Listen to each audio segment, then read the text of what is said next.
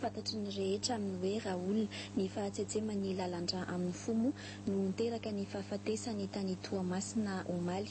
Araka izany dia any Toamasina ny razana amin'izao fotoana izao ary mbola eo am-pikarakarana ny fitondrana ny razana eto Antananarivo ny fianakaviany sy ireo mpikambana ao amin'ny tarika maly eo. Mpitsabo moa i Raoul tamin'ny fahavelomany. Isan'ny raha nosoratan'ny Raoul ny ilay hira hoe ny rivotra somampisampy, eo ihany koa le hoe sao dia ataon'la hoe. Iray amin'ireo mpamoron-kira ao anatin'ny tarika maly eo moa i Raoul teraka tamin'ny 2 aprily taona 1970 i Raoul teraka tany Marilambo tany Toamasina. Araka izany dia 19 taona i Raoul tamin'izao nahafatesany izao.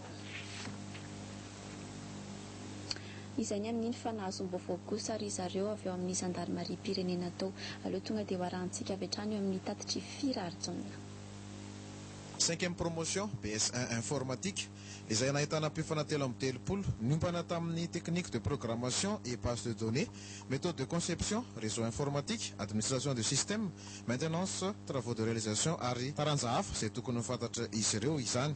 6e promotion BS AOMM kosa ny manaraka izay nianatra momba ny armement petit calibre, munition, optique, jumelle, sy boussole, ni machine comptable et de bureau, résistance de matériaux, métallurgique, électronique, dessin industriel ary mathématika ny fiofanana. Samy nahatra enim-bolana ny fiofanana izy ireto ary samy nozaraina brevet avokoa izy 70 mirahalahy ireto taorian'ny fanononana ny noty azo nandritra ny fiofanana. Dingana ihany moa izao vito izao fa mbola ito ihany amin'ny sekoly ambony zandarmaria-pirenena Moramanga ny fiofanana izay ahatra 3 volana eo ary azahoana laharam-boninahitra ny zandary principal classe faharoa.